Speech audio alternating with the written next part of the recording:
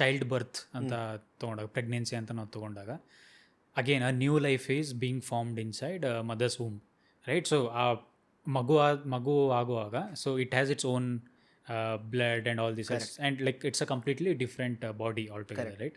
So ಆ ಥರ ಇದ್ದಾಗ ಬ್ಲಡ್ ಟ್ರಾನ್ಸ್ಫ್ಯೂಷನ್ ಅಂತ ನಾವು ಕಂಬೈನ್ ಮಾಡಿದ್ರೆ, ಸೊ ಯಾವ ಥರ ಕಾಂಪ್ಲಿಕೇಶನ್ಸ್ ಬರುತ್ತೆ? ಸೊ ಡ್ಯೂರಿಂಗ್ ಪ್ರೆಗ್ನೆನ್ಸಿ ನಾವು ಏನಾದ್ರು ಸ್ಪೆಸಿಫಿಕ್ ಟೇಕ್ ಕೇರ್ ಮಾಡಬೇಕಾ, which may be I don't know, like people can neglect or may be because they are not aware, ಅದನ್ನು ನೋಡ್ತಾ ಇಲ್ಲ, ಯಾವ ಥರ ಆಗ್ಬೋದು ಇದರಲ್ಲಿ? Correct. So basically when it comes to pregnancy and child ಬರ್ತ್ಗೆ ಮತ್ತು ಟ್ರಾನ್ಸ್ಫ್ಯೂಷನ್ ಮೆಡಿಸಿನ್ ಆ್ಯಸ್ ಸಚ್ ಅಂತ ತೊಗೊಂಡ್ವಿ ಅಂತಂದರೆ, the most important or most common thing that we see is RH negative ಮದರ್ಗೆ RH ಚೈಲ್ಡ್ ಏನಾದರೂ, RH ಪಾಸಿಟಿವ್ ಚೈಲ್ಡ್ ಏನಾದರೂ Born ಆಯಿತು ಅಂತಂದರೆ, that's when all the complications usually start. And usually when the mother is RH negative and father is RH positive, definitely the baby will be RH positive. Okay. ಯಾಕಂದರೆ RH being a dominant gene, so dominant expression of D positive will come to the baby. Okay. So baby will be RH positive. First ಪ್ರೆಗ್ನೆನ್ಸಿಯಲ್ಲಿ usually ಏನೇನೋ problem ಆಗಲ್ಲ. So during delivery ಏನಾಗುತ್ತೆ, baby blood ಏನಿರುತ್ತೆ, it gets expose to mother.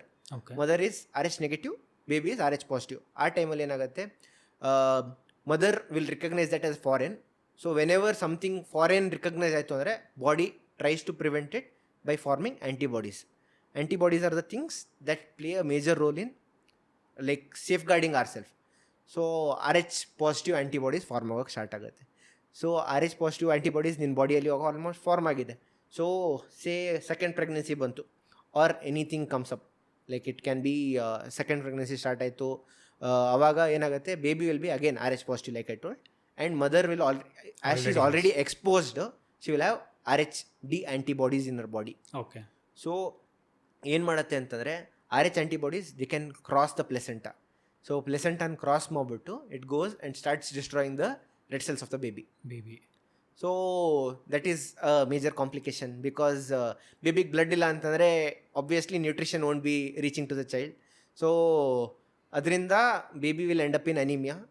So proper growth won't be there, growth restriction ಇರುತ್ತೆ, ಮತ್ತು there are very rarely like the possibility of death is also there. Baby won't survive during the pregnancy if we are not able to mitigate all the risks that come along. So ಅದೇ ರೀಸನಿಗೆ they keep checking, ultrasound ಮಾಡಿಸ್ತಿರ್ತಾರಲ್ಲ during pregnancy. So that is very stringently monitored. And whenever RH negative mother is there, ನಾವು titres ಮಾಡ್ಕೊಂಡು ಹೋಗ್ತೀವಿ. ಅಂದರೆ antibody screening ಅಂತ ಕರಿತೀವಿ. First antibody screening ಮಾಡಿಬಿಟ್ಟು ಐಡೆಂಟಿಫೈ ಮಾಡಿಬಿಟ್ಟು RH ಆ್ಯಂಟಿ-D ಏನಾದರೂ ಇದೆಯಾ ಅಂತ ಐಡೆಂಟಿಫೈ ಮಾಡಿ ಟೈಟರ್ಸ್ ಮಾಡ್ತಾ ಹೋಗ್ತೀವಿ. ಸೊ ಕ್ರಿಟಿಕಲ್ ಟೈಟರ್ಸ್ ಅಂತ ಇರುತ್ತೆ. So 1:8 is called as critical titer. If anything beyond that is there, it means that it is risk for the baby. So we keep regularly monitoring. ಆಮೇಲೆ scan ಮಾಡಿದಾಗ we keep checking for something called as MCV, that is middle carotid ವೇನ್ದು PSV ಅಂತ ಕರಿತೀವಿ. So the flow ಹೇಗಿರುತ್ತಲ್ವ, anaemia ಇತ್ತು ಅಂತಂದರೆ ಏನಾಗುತ್ತೆ, the flow will increase. So the peaks ಬರುತ್ತೆ, ಲೈಕ್ ಅಲ್ಟ್ರಾಸೌಂಡ್ ಮಷೀನಲ್ಲಿ ಚೆಕ್ ಮಾಡ್ತಿರ್ಬೇಕಾದ್ರೆ PSA ಲೆವೆಲ್ಸ್ ಏನು ಬರುತ್ತೆ, it will be very high.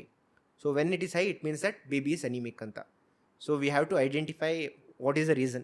So usually most common thing is RH-D, the D thing that causes anemia. However, like I was telling, multiple RH antigens are there that lead to these kind of things.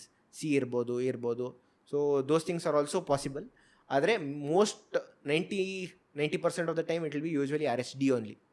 So what we do is, our time alli we have to do something called as intrauterine transfusion. Intrauterine transfusion ಅಂದರೆ baby ಊಂಬಲ್ಲಿ ಇದ್ದಾಗಲೇ will have to give blood to the baby.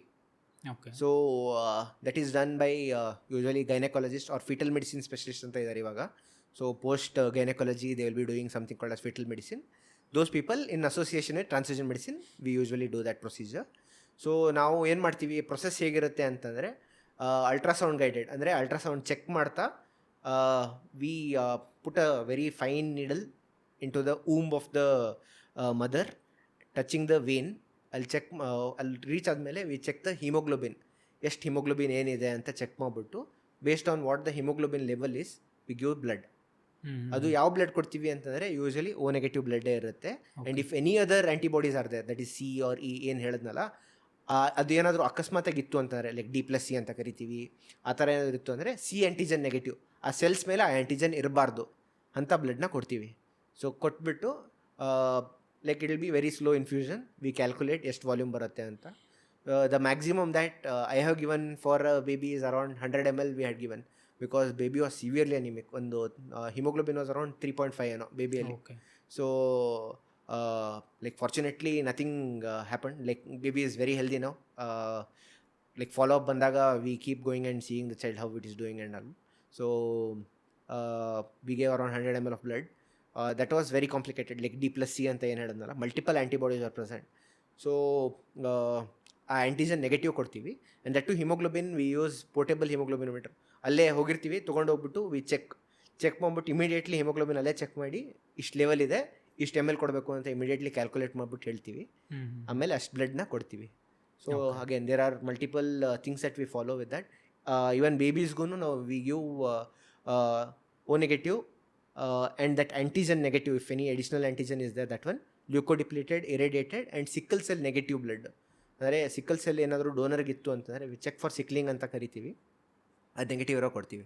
ಯಾಕಂದರೆ ಸಿಕ್ಕಲಿಂಗ್ ಏನಾದರೂ ಅಕಸ್ಮಾತಾಗಿ ಆಯಿತು ಅಂತಂದರೆ it blocks the entire vessel only. So all these tests will be done to screen and get ready the blood only. Now we take around 48 hours just to prepare the blood, ಎಷ್ಟು volume ಕೊಡಬೇಕು ಅಂತ.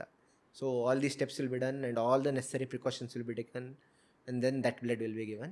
And the recovery rates these days, good number of fetal medicine specialists are coming out. So like it is helping out a lot of these babies when it comes to this scenario now.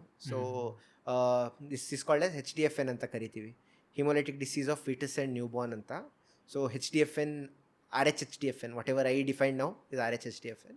That is the most common ಒಂದು.